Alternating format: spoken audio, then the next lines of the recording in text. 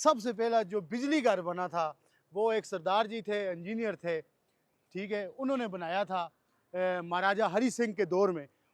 ਮੁਗਲਾਂ ਦੀ ਵੀ ਹਿਸਟਰੀ ਹੈਗੀ ਆ, ਇਸ ਕਿਲੇ ਦੇ ਨਾਲ ਚੱਕ ਫੈਮਿਲੀ ਦੀ ਵੀ ਹੈਗੀ ਆ, ਤੇ ਇਸ ਕਿਲੇ ਦੇ ਨਾਲ ਸਿੱਖਾਂ ਦੀ ਵੀ ਸਾਡੀ ਵੀ ਹਿਸਟਰੀ ਹੈਗੀ ਆ ਜੀ। ਤੇ ਵੀਰ ਜੀ ਤੁਸੀਂ ਮੈਨੂੰ ਇਹ ਜ਼ਰੂਰ ਦੱਸੋ, ਜਿਵੇਂ ਇੱਥੇ ਕਈ ਰਿਆਸਤਾਂ ਰਹੀਆਂ ਤੇ ਆਖਰੀ ਰਿਆਸਤ ਤੇ ਸਾਰਿਆਂ ਨਾਲੋਂ ਵਧੀਆ ਰਿਆਸਤ ਕਿਹੜੀ ਰਹੀ ਆ? अच्छा, यहाँ जो आखिरी रियासत रही है वो महाराजा हरि सिंह साहब की रही है। ये एक शानदार रियासत थी। आज भी हमारे शहर के अंदर बहुत सारे लॉ कानून जो हैं वो महाराजा हरि सिंह साहब ने जो कानून बनाए थे वो आज तक वही चल रहे हैं। बड़ा मकान नजर आ रहा है वो टॉप पे व्हाइट कलर का, जी जी जी जी, वहां से लेके ये दरिया तक ये आपकी एक सिंह फैमिली है। ये जमीन सारी उसके नाम, सारी उसके नाम पे है, सारी उसके नाम पे। क्योंकि ये जी हमारे मेहमान आए हैं इंडिया से, हमें बहुत खुशी हुई है।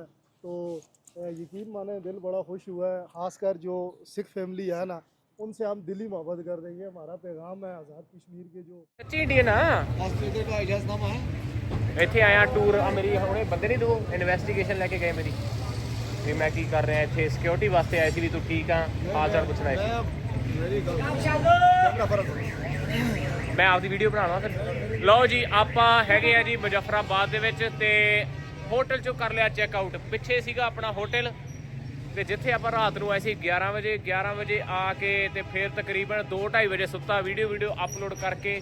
ਤੇ ਹੁਣ ਇਸ ਢਾਬੇ 'ਚੋਂ ਮੈਂ ਖਾਣ ਲੱਗਿਆ ਜੀ ਰੋਟੀ ਵਾਸਤੇ ਮੈਂ ਮਿਕਸ ਵੈਜ ਆਲੂ ਗਾਜਰਾਂ ਮਟਰ ਕੀਤੇ ਆਰਡਰ, ਤੇ ਨਾਲ ਕੀਤੀ ਆ ਰੋਟੀ। ਤੇ ਮੁਜ਼ੱਫਰਾਬਾਦ ਤੁਹਾਨੂੰ ਮੈਂ ਹੁਣੇ ਦਿਖਾਉਣਾ ਕੈਮਰੇ ਨੂੰ ਉਧਰ ਕਰਕੇ। ਲਓ ਜੀ ਆਹ ਵਾ ਸੋਹਣਾ ਸ਼ਹਿਰ ਮੁਜ਼ੱਫਰਾਬਾਦ, ਪਹਾੜਾਂ ਦੇ ਵਿੱਚ ਘਿਰਿਆ ਹੋਇਆ ਆਜ਼ਾਦ ਕਸ਼ਮੀਰ ਦਾ ਇੱਕ ਵੱਡਾ ਸ਼ਹਿਰ ਹੈ ਜੀ ਮੁਜ਼ੱਫਰਾਬਾਦ। ਲਓ ਜੀ ਚਾਹ ਆ ਗਈ ਆ, ਰੋਟੀਆਂ ਇੱਥੋਂ ਦੀਆਂ ਦੇਖ ਲਓ ਚਿੱਟੀਆਂ, ਤੇ ਸਬਜ਼ੀ ਮੰਗਾਈ ਸੀ ਆਹ, ਖਾ ਕੇ ਨਿਕਲਦੇ ਆ ਬਾਹਰ ਨੂੰ।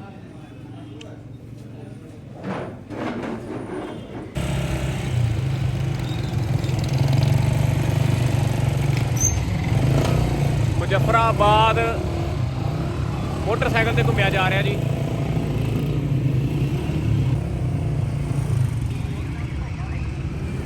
अच्छा जी, ये हमारा रेड फोर्ट किला, रेड फोर्ट इसे लाल किला के नाम से जाना जाता है। लाल किला इसकी अभी आजकल लगी हुई है, इसका तामीर नौ का काम लगा हुआ है। ओके ठीक है, मतलब कंस्ट्रक्शन चल रही है, कंस्ट्रक्शन हाँ बन रहा है, दोबारा डेवलप हो रहा है।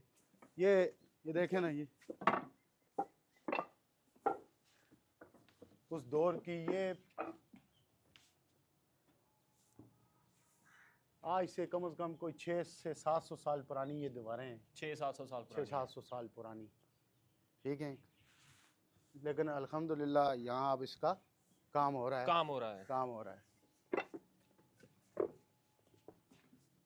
यहाँ से आए ऊपर, आपको नीचे यहाँ का व्यू करवाते हैं। सो आप बोल रहे थे रेड फोर्ट बनवाया किन्होंने थी? चक्को? रेड फोर्ट के ऊपर मुख्तलिफ इसकी तारीख है ना। हाँ जी। तो जो सबसे ज्यादा इसके ऊपर हुकूमत की है ना इस किले की, वो मुगलों ने की, वो मुगल जो अंपायर थी ना, मुगल अंपायर, उन्होंने ये सबसे ज्यादा इसके ऊपर हुकूमत की है। उसके बाद, उससे पहले या उसके बाद इसके ऊपर जो चक फैमिली थी, चक फैमिली का भी इसके ऊपर रहा है, अपना कब्जा रहा है। फिर जो डोगरा हुकूमत थी, डोगरा हुकूमत के दौर में ये डोगरा हुकूमत के ज़ेर अंडर था, उनका भी इसके ऊपर रहा है बहुत बड़ा एक कंट्रीब्यूशन, ठीक है, डोगरा हुकूमत। तो इसके ये जो इलाके जो नज़र आ रहे हैं, ये इन्हीं, मतलब आप कह लीजिए इसी 100 साल के अंदर ये इलाका बना है। ये बिल्कुल खाली था, बियाबान था, कोई इलाका नहीं था, कोई आबादी नहीं थी। इसी 100 साल पाकिस्तान और इंडिया का जब आपस में बंटवारा हुआ, उसके बाद ये सारी लोग जो ये महल्ले आपको रिहायशें नज़र आ रही हैं, ये आबादियाँ नज़र आ रही हैं, ये 60-70 साल की बात है। 60-70 साल से पहले यहाँ कुछ भी नहीं था, सब कुछ ये जो था खाली था। चलें अब आपको आगे बताता हूँ मैं।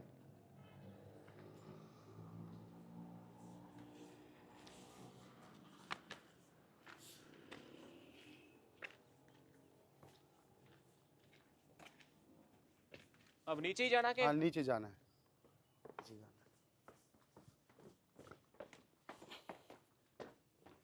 तो ये असल में उस वक्त ये जो मुगल एम्पायर या आप चक फैमिली या जो सिंह फैमिली थी, डोगरा राज था, उस दौरान ये उनकी फ़ौजों का एक किला था किला था। जिसमें ये मुग़ल बादशाह असल में पूरे बरसगीर में ट्रेवल करते थे, तो जब इस रास्ते से गुजरते थे तो वो यहाँ पे ठहराव करते थे।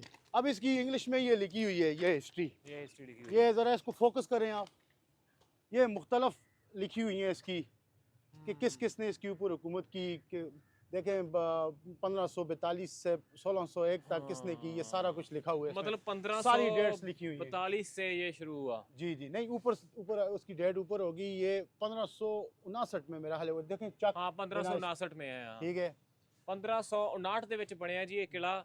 ਤੇ ਜੇ ਸਿੱਖਾਂ ਦਾ ਦੇਖੀਏ ਤਾਂ ਥੱਲੇ ਲਿਖਿਆ ਹੋਇਆ ਮਹਾਰਾਜਾ ਰਣਬੀਰ ਸਿੰਘ।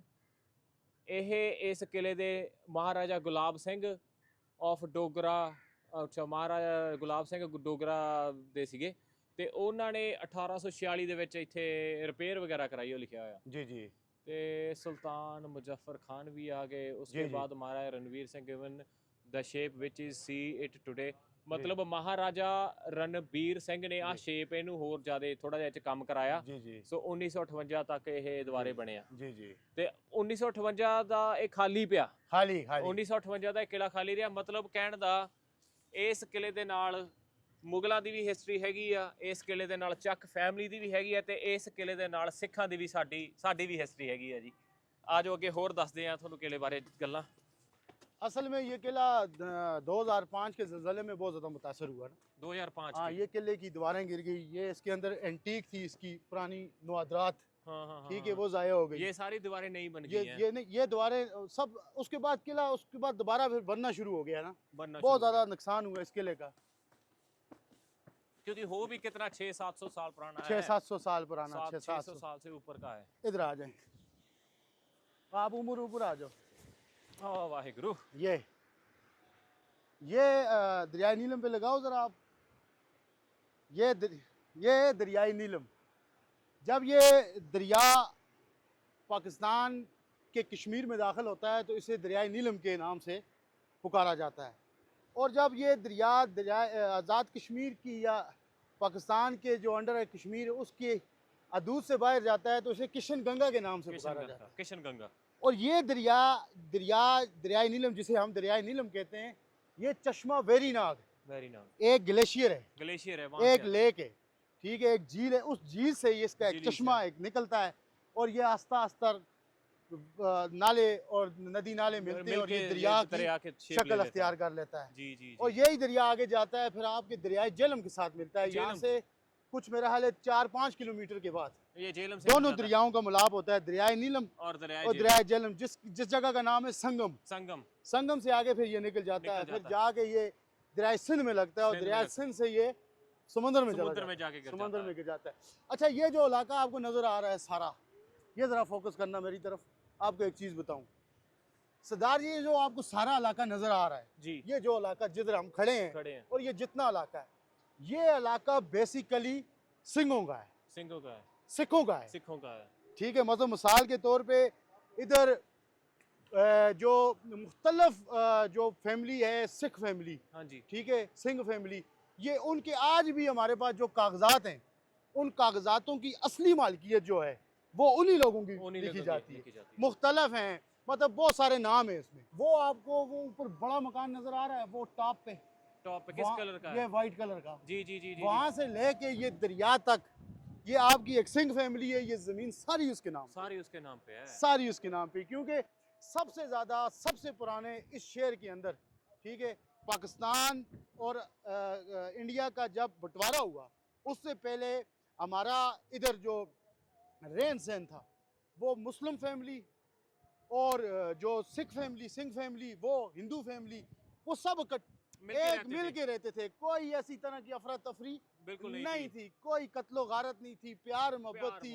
मतलब ये करते थे कि एक दूसरे की मजहबी मामलात में एक दूसरे का ख्याल करते थे, ठीक है। उन्हें मतलब मिसाल के तौर पे अब हिंदू का मामला है कि वो गाय के साथ उनका अपनी एक मामलात हैं, मुसलमान लोग उनके सामने गाय ज़बह नहीं करते थे, ठीक है, कुछ भी नहीं करते थे।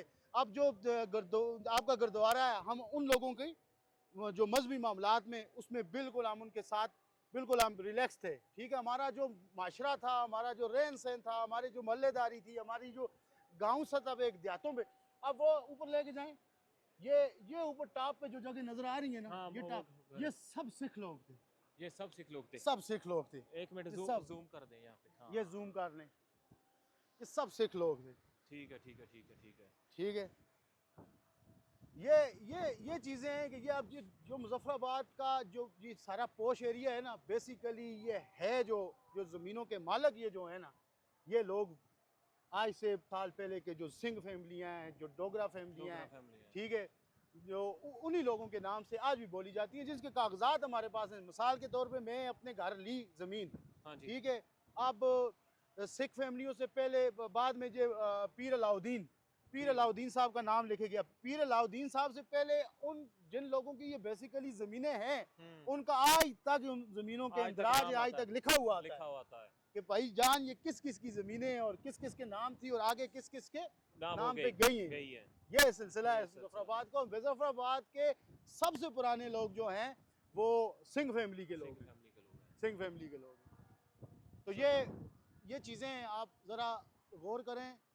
अब तो इधर बहुत ज़्यादा आबादी हो गई है, बहुत आबादी हो गई तो है। जो नीलम वैली का मामला है, नीलम वैली ये पीछे उधर वो पीछे उमर भाई वो पीछे करें जिधर धुंध है, इधर है नीलम वैली उस साइड, आप इधर से ही पीछे नीलम वैली आ जाता है सारा। तो ये किला आगे भी आपको दिखाते हैं, आए। अच्छा सिंह जी, ये जो जगह आप देख रहे हैं जो खंडरात बनी हुई है, आज से 100 साल पहले या 200 साल पहले ये जो बादशाहों की शहजादियाँ उनकी मलकाएं थी, ठीक है, ये उनका एक छोटा सा बागीचा था, बागीचा। ये बाग था। वक्त गुजर गया, खंडरात बन गया। कोई ऐसा वक्त हुआ होगा यहाँ चक्कों की या सिंह फैमिली जो सिख फैमिली थी उनकी, या जो मुग़ल फैमिली की जो फैमिलियाँ होती थी जो जब सफ़र करती थी इस रास्ते से गुजरती थी और इधर अपना कुछ वक्त गुजारती थी, तो उनके फैमिली के लोग इस बाग में चहलकदमी किया करते थे। तो वक्त गुजर गया। आए मैं आपको एक और चीज़ बताऊं, ये एक रास्ता है अंदर, ये देखें, ये एक तहखाना है, तहखाना जी, जिसके अंदर कैदियों को रखा जाता था। अच्छा, कैदियों वाला ये है। कैदियों को रखा जाता था। लाइट जरा ऑन हो सकती है इसकी? हाँ जी, लाइट। अच्छा, ये कैदियों को रखा जाता था इस जगह के अंदर। ये पीछे और तहखाने भी हैं, ठीक है, ठीक है। उस वक्त में जो अवलाद करते थे वो उनकी अवलाद इस तरह की होती थी। कैदियों को जिंदान, जिसको आप जिंदान लफ्ज कह सकते हैं, ये है जिंदान, इसे जिंदान कहा जाता है। ये इसकी देखें, ये जिंदान है इसकी। ये जेल आ गई है जी, ये उस टाइम जेल की। आ गई, ये जेल आ गई। हाँ, ये भी देख लें ज़रा। अब हो रहा है, ये इसकी कंस्ट्रक्शन का काम लगा हुआ है। उमर भाई ये सारी बनाए, ये देखें उस वक्त की इंजीनियरिंग। ये जो आपको ये मट्टी नजर आ रही है ना, हाँ, ये देखें उस वक्त सीमेंट नहीं हुआ करती सीमेंट थी। नहीं होता। आखिर ये हजारों साल से ये दीवारें, ऐसा कौन केमिकल भी नहीं था, ऐसी क्या चीज थी जिसकी वजह से ये आज तक मजबूत है। ये चूना, मूंग की दाल जो होती है, उसकी मूंग की दाल को पीस के और दीगर बीच में एक दो चीजें, यही नेचुरल चीजें डाल के वो एक मसाला बना लेते थे जो पत्थरों को पकड़ लेता था। मूंग दाल, चूना और बीच में एक दो चीजें और पड़ती थी। उसकी वजह से ये दीवारें जो होती हैं, दीवारें बहुत बड़ी बड़ी दीवारें।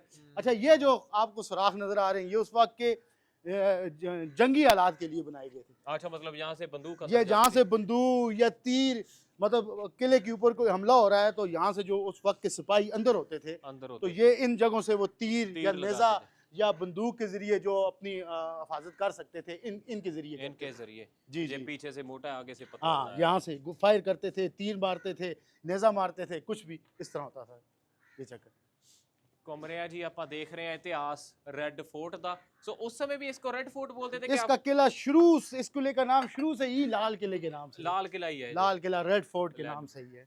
सदियों से, जब जो पहला जिस वक्त ये किला बना उस वक्त भी इसका नाम लाल किले से ही है। इसकी जो इब्तिदा की गई और इसकी जो इसका जो समझ लें कि बनाया गया, बनाने के बाद जो इसे नाम दिया गया, यह भी एक उस वक्त की जेल का ही कमरा था। अब तो कंस्ट्रक्शन के लिए सामान डाला हुआ है बीच में। तो उस वक्त का एक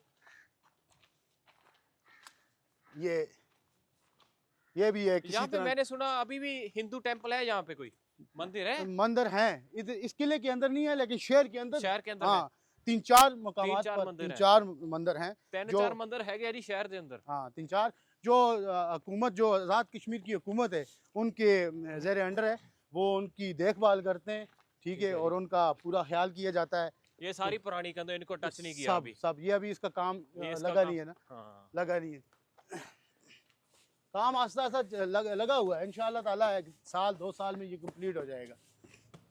जब अगली बार आएंगे हो ही जाएगा। हाँ, अब ये जो आप देख सकते हैं, वो उधर से जाएं, आगे जाएं, ये देखें उमर भाई, ये पुल नहीं हुआ करता था, ये पुल कम से कम से हुए हैं कुछ 45 साल बने हुए, 45 साल बने हुए हैं। उससे पहले ये पुल नहीं था, ये रास्ता उधर से होता था, उधर से होता ठीक है, जो एक पैदल रास्ता होता था वो इस साइड पीछे से होता था, पीछे से। तो ये अभी अभी बना है, तो ये उस वक्त की ज़रूरत थी, बना दिया इन्होंने, ठीक है। ये ਤੇ ਵੀਰ ਜੀ ਤੁਸੀਂ ਮੈਨੂੰ ਇਹ ਜ਼ਰੂਰ ਦੱਸੋ, ਜਿਵੇਂ ਇੱਥੇ ਕਈ ਰਿਆਸਤਾਂ ਰਹੀਆਂ ਤੇ ਆਖਰੀ ਰਿਆਸਤ ਤੇ ਸਾਰਿਆਂ ਨਾਲੋਂ ਵਧੀਆ ਰਿਆਸਤ ਕਿਹੜੀ ਰਹੀ ਆ? अच्छा, यहाँ जो आखिरी रियासत रही है वो महाराजा हरी सिंह साहब की रही है। ये एक शानदार रियासत थी जिसके अंदर बहुत ज़्यादा इंसाफ था, ठीक है। आज भी हमारे शहर के अंदर बहुत सारे लॉ कानून जो हैं वो उसी डोगरा रियासत महाराजा हरी सिंह साहब ने जो कानून बनाए थे वो आज तक वही चल रहे हैं। मिसाल के तौर पे जब मुग़लों गोरों की हुकूमत हिंदुस्तान में आई, बड़े सगीर में आई, तो उस वक्त गोरों ने यह कहा, जब कश्मीर के अंदर घूमे तो उन्हें लगा कि ये बहुत खूबसूरत जगह है, उन्होंने इसरार किया महाराजा सिंह साहब से कि ये हमें दे दें, कोई जगह स्पॉट थे कोई मुख्तलिफ के, हम इधर आएँ। तो महाराजा हरी सिंह साहब ज़हनी तौर पर बहुत ही होशियार थे, उन्होंने कहा जी कल इसका फ़ैसला करेंगे। जब वो अगले दिन गए तो उन्होंने एक कानून पास कर दिया इस कश्मीर के हवाले से कि कश्मीर के अंदर पूरी दुनिया में से कोई बंदा बाहर का ज़मीन 1 इंच भी नहीं खरीद सकता। हम कश्मीर के लोग जो हैं वो पूरी दुनिया में खरीद सकते हैं, पर ठीक कश्मीर है, में कोई नहीं, लेकिन कश्मीर के अंदर बाहर से कोई बंदा भी ज़मीन नहीं खरीद सकता। और बल्दियाती निज़ाम जो था यहाँ का, जो बल्दिया का निज़ाम था इन शहरों के अंदर, उस दौर का, महाराजा हरी सिंह साहब के दौर का, इंतहाई इंसाफ पे मबनी था। मिसाल के तौर पे आज आप किसी जगह जाते हैं तो लोगों ने गली की सीढ़ी बाहर बनाई होती है, लेकिन महाराजा हरी सिंह साहब के दौर में सीढ़ी घर के अंदर होती है, अंदर आपकी हदूद से ऊपर जाएगी, किसी तरह की कोई दुश्वारी थी। मिसाल के तौर पे यह आपका जंगलात का जो कानून है, जो आज मतलब 100 साल गुजरने वाले हैं, लेकिन आज भी महाराजा हरी सिंह साहब का कानून जंगलात का वही चल रहा है, कोई बंदा दरख्त नहीं काट सकता। देवदार की जो उन्होंने रूल्स बनाए हैं, जो कायल के जो रूल बनाए हैं, जो चीड़ के रूल बनाए हैं, यहाँ तक के जो ज़मीनों की खरीदो फरोख के जो रूल बने, आज तक वही महाराजा हरी सिंह साहब के चल रहे हैं। और ये बताएं, जब बंटवारा हो गया, गोरों ने आकर, अंग्रेजों ने बंटवारा कर दिया, जी जी, आपके बहुत रिश्तेदार उधर रह गए होंगे, बहुत ज्यादा, तो आप मिलना चाहते हैं उनसे? बिल्कुल बिल्कुल, ये आप बिल्कुल बहुत अच्छा सवाल किया, हमारे दिल का आपने सवाल किया। असल में हमारी जो बुनियादी और दिली ख्वाहिश है, हमारी दिली ख्वाहिश यही है कि हम पार और इस कश्मीर के लोग और गिलगित के लोग एक हो जाएं।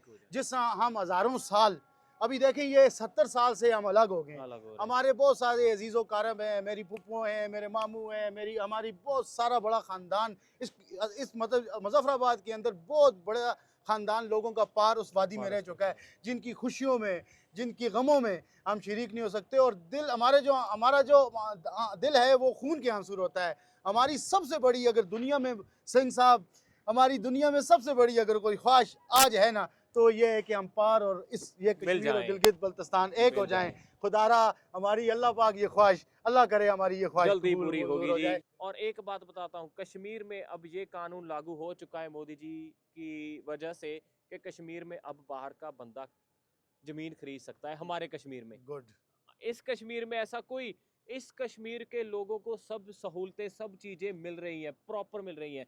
मुझे किसी ने बताया जैसे लाहौर में बिजली 1 यूनिट 60 रुपए का है, जहाँ 3 रुपए का जहाँ 3 रुपए का है। यार ये चीज़ें हमारी सरकार को भी करनी चाहिए। हमारे भी गरीब एरिए हैं, हमारे भी ऐसे मतलब खूबसूरत एरिया है जिन लोगों को चाहिए थोड़ा चीज़ें सस्ती चाहिए, सहूलतें चाहिए, क्योंकि ये तो चलो अमीर हैं, ये तो अच्छे हैं, इनका तो अपनी बड़ी बढ़िया कंपनी है, अल्लाह की मेहर है। पर जब हम छोटे पिंडों में जाते हैं ना, वहाँ पे गरीबी है, उनके लिए बिजली 3 रुपए यूनिट और शहर वालों के लिए 60 रुपए यूनिट। ये इंसाफ असली है। इसमें एक और बात ऐड करता चाहूँ, एक तो आपने बिजली का नाम लिया 3 रुपए यूनिट, दूसरा हमारा जो गरीब इधर हमारा जो आज़ाद कश्मीर के अंदर जो इस कश्मीर के अंदर जो लोग हैं उनके लिए आटे की बहुत बड़ी सब्सिडी है। हाँ। मिसाल के तौर पे एक आटा जो कश्मीर के दूध से बाहर जाएँ, यहाँ से 35 किलोमीटर बाहर, ठीक है, पाकिस्तान की ये दूध शुरू हो जाती है, वहाँ मिलेगा आपको 3000 का, 3000 हमें वही आटा यहाँ मिलेगा 1200 का, 1200 का। वही आटा हमें मिलेगा यहाँ 1200 का। तो हमारी ये आपकी खालिस्तान तंजीम है, हमारी आपसे भी पुरजोर ये बारी अपील है कि आप अपनी रियासत में भी ये आवाज़ उठाएं कि हम जो कश्मीर था, जो सबका अदवार में सबका सदियों में एक कश्मीर, एक गुलदस्ता गिलगित बल्तिस्तान और कश्मीर एक रहा है। हमारी पूरे आज़ाद कश्मीर, पार कश्मीर और गिलगित बल्तिस्तान के लोगों की, हर बच्चे, हर मर्द और जन की ये ख्वाहिश है कि हम जैसे सदियों पहले थे, आज से 70 साल पहले थे, वैसे ही हमें रहना चाहते हैं। हमें बंटवारे में ना तकसीम किया जाए। खुदारा हमारे बहुत ज़्यादा मसाइल हैं, हम अपने बुज़ुर्गों के, अपने बहनों के, अपने भाइयों के, अपने अजीज़ कारब के जनाज़ों पे नहीं जा सकते, तरसते हैं। हमारी बूढ़ी माएँ रोते रोते अपने बहन भाइयों, अपने वालदैन के लिए दुनिया से कूच कर गई। हमारे वालदैन रोते रोते, खून के आंसू रोते रोते दुनिया से कूच कर गए। यही उनकी ख्वाहिश थी कि काश मैं पार जा सकूं, और पार वाले जो थे वो कहते थे कि काश मैं इधर आ सकूं, लेकिन हमारी ख्वाहिश, उनकी ख्वाहिश पूरी नहीं हो सकी। लेकिन हमारी पुरजोर पुरजोर पूरे हिंदुस्तान की कम्युनिटी से, ये पुरजोर और सिख फैमिली से, पुरजोर और खालिस्तान तंजीम के तमाम अहदेदारान से ये हमारी पुरजोर अपील है कि खुदारा हमारे लिए ये आवाज़ उठाएं कि हम जो कश्मीर के लोग हैं, ये पार रार की जो हमारी लकीर खींची हुई है, इसे ख़त्म करें और हमें एक जगह रहने दें। हम हाथ जोड़ते हैं आप सब के सामने, हम आपसे एक गिरियाज़री करते हैं आप इंसाफ के लिए कि हमें पार और ये कश्मीर, ये गिलगित बल्तिस्तान जो आज से 1947 के बाद ये जो बंटवारा हुआ, उसके बाद हम बिखर गए, खुदारा उस लकीर को वापस समेटें और हमें एक कर दें। सारे पुल बन जाए, नीलम नदी पे 4-5 पुल बन जाए, पुल बन जाए, हम जाएं, हम आए। जाए। सही बात। ये जी हमारे मेहमान आए हैं इंडिया से, हमें बहुत खुशी हुई है। तो यकीन माने दिल बड़ा खुश हुआ है, ख़ासकर जो सिख फैमिली है ना, उनसे हम दिली मोहब्बत कर देंगे। हमारा पैगाम है आज़ाद कश्मीर के जो रिहायशी हैं, जो यहाँ के बासी लोग रहने वाले हैं, तो ये सब जो मेरी वीडियो आपने सबको अपलोड करनी है अपने चैनल से और दिखानी है। जरूर। हम आपसे प्यार करते हैं, लव यू हो गया, लव आप यू। बहुत अच्छे हैं। आपने आज तक ना ही हमारे मज़हब के साथ छेड़ा है और ना ही आज तक आपने हमारे साथ, हमारे बारे में गलत सोचा है, ना ही गलत किया है। हम प्यार बांटना चाहते हैं, वो प्यार आप लेना चाहते हैं। आप करतारपुर से आए, आप कश्मीर से आए, आप जहाँ से आएंगे हम आपको वेलकम करेंगे, आप हमारे मेहमान हैं। बहुत शुक्रिया जी, ਤੁਹਾਡਾ ਸ਼ੁਕਰੀਆ, ਬਹੁਤ ਸੋਹਣਾ ਵੈਲਕਮ, ਬਹੁਤ ਵਧੀਆ ਇਨਸਾਨ। ਕਿਉਂਕਿ ਪਾਕਿਸਤਾਨ 'ਚ ਤਕਰੀਬਨ 16 ਦਿਨਾਂ ਤੋਂ ਰਹਿ ਰਿਹਾ। ਪਾਕਿਸਤਾਨ ਦੀ ਹੁਣ ਮੈਂ 3 ਸਟੇਟਾਂ ਦੇਖ ਸਕਿਆ, ਆਜ਼ਾਦ ਕਸ਼ਮੀਰ, ਪੰਜਾਬ ਤੇ KPK। ਇੱਥੇ ਮੈਨੂੰ ਕਹੀਏ ਵੀ ਹੁਣ ਲੈਵਲ 'ਚ ਜ਼ਿਆਦਾ ਆ ਰਿਹਾ ਪਿਆਰ, ਇਹ ਇੱਧਰ ਪਿਆਰ ਥੋੜਾ ਜਿਹਾ ਜ਼ਿਆਦਾ ਮਿਲ ਰਿਹਾ ਆ ਕੇ। ਕਸ਼ਮੀਰੀਆਂ ਨਾਲ ਸਾਡਾ ਪਹਿਲਾਂ ਹੀ ਬੜਾ ਪਿਆਰ ਆ, ਕਿਉਂਕਿ ਸਾਡੇ ਬਾਬਾ ਗੁਰੂ ਤੇਗ ਬਹਾਦਰ ਜੀ, ਉਹਨਾਂ ਨੇ ਕਸ਼ਮੀਰੀ ਪਰ ਕਸ਼ਮੀਰੀ ਮੁਸਲਮਾਨ ਨੇ ਕਸ਼ਮੀਰੀ ਪੰਡਤਾਂ ਕਰਕੇ ਆਪਦੀ ਜਾਨ ਦੇ ਦਿੱਤੀ ਸੀਗੀ ਉਸ ਟਾਈਮ ਦੇ ਵਿੱਚ, ਕਿਉਂਕਿ ਕਸ਼ਮੀਰ ਦੇ ਵਿੱਚ ਹਿੰਦੂ ਵੀ ਰਹਿੰਦੇ ਸੀ ਤੇ ਮੁਸਲਮਾਨ ਵੀ ਰਹਿੰਦੇ ਸੀ, ਉਹਨਾਂ ਨੇ ਜਾਨ ਦਿੱਤੀ ਸੀ। ਕਸ਼ਮੀਰੀਆਂ ਨਾਲ ਸਾਡਾ ਬਹੁਤ ਪਿਆਰ ਆ। ਇੰਡੀਆ ਦੇ ਕਸ਼ਮੀਰ 'ਚ ਵੀ ਅਸੀਂ ਜਾਂਦੇ ਆ, ਉਹ ਇਹੀ ਕਹਿੰਦੇ ਆ ਕਸ਼ਮੀਰੀ ਸਿੱਖ ਬਾਈ ਬਾਈ, ਬਾਈ ਬਾਈ ਬਾਈ ਬਾਈ ਬਾਈ ਬਾਈ ਬਾਈ। चलो जी, ये सरदार जी यहाँ की एक तंजीम है NSF, नेशनल स्टूडेंट फाउंडेशन। ये इनका जो चार्टर ऑफ डिमांड है वो सिर्फ़ और सिर्फ ख़ुद मुख्तार कश्मीर की है। इनका ये चार्टर ऑफ डिमांड है कि हमारी जो रियासत है, जो हज़ारों साल से ख़ुद मुख्तार थी, उसे ख़ुद मुख्तार ही किया जाए, ना कि इंडिया के तसल्लुत में दिया जाए, ना ही पाकिस्तान के तसल्लुत में दिया जाए। ये NSF का जो मंशूर है मकबूल भट्ट शहीद, ये इनके लीडर हैं। हम सब के पूरे आज़ाद कश्मीर, पूरे कश्मीर के लोगों के वो लीडर हैं। मकबूल भट्ट शहीद के नाम से आज भी तिहाड़ जेल में, तिहाड़ ही जेल में उन्हें फांसी 11 फरवरी को दी गई, और 11 फरवरी को ही उनका जो नाजा था, जस्ते खाकी था, वो तिहाड़ जेल के अंदर ही दफन कर दिया गया। उनके वालिदैन को, उनके अजीज़ों कारब को, उनके रिश्तेदारों को उनका जस्ते खाकी नहीं दिया गया। उनके मंशूर को लेके आज पूरा आज़ाद कश्मीर, जम्मू कश्मीर जो इंडिया के पास है, जो गिलगित और जो चीन के पास है जो इलाका, उन लोगों की एक ही चार्टर ऑफ डिमांड है, खुद मुख्तार कश्मीर, खुद मुख्तार कश्मीर और ख़ुद मुख्तार कश्मीर। हमें कोई इनकी और चार्टर ऑफ डिमांड कबूल नहीं है। इन्होंने रखा हुआ है जी आप ये सब करें जी, आपका रायशुमारी होगी, रायशुमारी के अंदर 3 चीज़ें रखते हैं जी। एक या तो इंडिया के साथ आप वोट दे दें, इंडिया के साथ चले जाएं। दूसरा ये है जी पाकिस्तान की तरफ वोट दे दें, जितनी मेजॉरिटी पाकिस्तान, अगर मेजॉरिटी पाकिस्तान की तरफ ज़्यादा होती है तो पाकिस्तान की पूरा कश्मीर दे देंगे। अगर इंडिया की तरफ मेजॉरिटी वोटिंग की ज़्यादा होती है तो इंडिया को दे देंगे। भाई हम कोई वोटिंग शोटिंग नहीं चाहते, हमारा एक ही चार्टर ऑफ डिमांड है और एक ही आवाज़ है शुरू दिन से, खुद मुख्तार कश्मीर, खुद मुख्तार कश्मीर और खुद मुख्तार कश्मीर। हमारे आबाओ इजाद, हमारे जद्द अमजद जो पूरी उम्र सदियों से, हज़ारों साल से कश्मीर की जो तहजीब सिविलाइजेशन वो 10,000 साल से पुरानी है। 10,000 साल से हम आज़ाद थे और हमारी यही ख्वाहिश है और हमारे आने वाले बच्चों की भी यही ख्वाहिश होगी कि भाई आज़ादी सिर्फ खुद मुख्तार कश्मीर। हम खुद मुख्तार थे, खुद मुख्तार हैं और खुद मुख्तार ही रहना चाहते हैं जी। ये इस जगह पे था जो इस मुजफ्फराबाद का सबसे पहला जो बिजली घर बना था। वो एक सरदार जी थे, इंजीनियर थे, ठीक है, उन्होंने बनाया था महाराजा हरि सिंह के दौर में। और एक तो ये था कि उसमें बिजली बनती थी, ठीक है। दूसरा सबसे अच्छी बात उनकी इंजीनियरिंग की कमाल ये थी, एक तो बिजली बनती थी, दूसरा इंजीनियरिंग की कमाल ये थी कि इस पूरे खित्ते में एक साफ पानी का प्लांट लगाया था उन्होंने, जो इस पूरे शहर को, आगे वाले हिस्से को, वो पानी पूरे घरों तक जाता था। वो उस वक्त का, आज से कम 100 साल पहले की बात है। तो महाराजा हरि सिंह साहब ने उन्हें बहुत बड़े इनाम से नवाजा था। उन्होंने कहा था जी मुझे इनाम नहीं चाहिए, मैंने इंसानियत की खातिर करना था, सो कर दिया। ये मुझे ये भी बताएं वो मस्जिद कितनी पुरानी है? असल में ये हमारी ईदगाह है, ईदगाह ये महाराजा हरि सिंह साहब के दौर की है, लेकिन ये ज़लज़ले के बाद न्यू कंस्ट्रक्शन हुई है। लेकिन ये आज से सदियों पहले की है, जो एलियाने शहर मुजफ्फराबाद के जो लोग थे। इसका नाम, मस्जिद का नाम मुख्तलिफ वक्तों में बदलता रहा है, लेकिन अब मुजफ्फराबाद की ईदगाह है। ईदगाह मस्जिद है जी, ईदगाह मस्जिद बड़ी सोहनी मस्जिद है। ईदगाह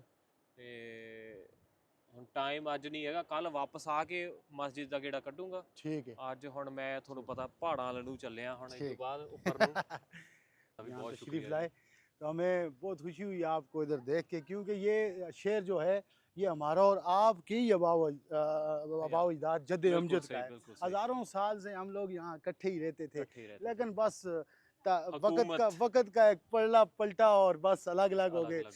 ਇਹ ਦੇਖੋ ਜੀ ਤੁਸੀਂ, ਜਦੋਂ ਕਿਲੇ ਦੀ ਕੰਸਟਰਕਸ਼ਨ ਚੱਲੀ, ਖੁਦਾਈ ਹੋਈ ਤੇ ਕਿਲੇ ਦੇ ਥੱਲੋਂ ਵੀ ਕਿਲਾ ਨਿਕਲ ਆਇਆ। ਤੇ ਹੁਣ ਤੁਸੀਂ ਆਪ ਹਿਸਾਬ ਲਾ ਲਓ ਵੀ ਕਿਲੇ ਉਦੋਂ ਮਹਾਰਾਜੇ ਤੇ ਉਦੋਂ ਦੇ ਇੰਜੀਨੀਅਰ ਕਿੱਡੇ ਤਗੜੇ ਹੁੰਦੇ ਸੀ। असल में ये जब कंस्ट्रक्शन हुई किले की, तो ये खुदाइयाँ हुई, तो जब खोदा गया तो ये साबित हुआ इस किले के नीचे भी एक किला है। जो नवादरात के जो या इंतज़ामात के लोग हैं, उन्होंने जब खुदाइयाँ मुख्तलिफ मकामात से की, तो ये अचानक बहुत बड़ा शौक लगा यहाँ की इंतज़ामिया को कि ये किले के नीचे भी किला है, जिसका एक रास्ता आपके सामने देख सकते हैं वो निकल रहा है भाई। तो इसका इससे ये साबित होता है पूरे किले के नीचे भी एक किला है, पूरे किले के नीचे। वाह क्या कमाल थी उस वक्त की इंजीनियरिंग। आगे जा रहा था,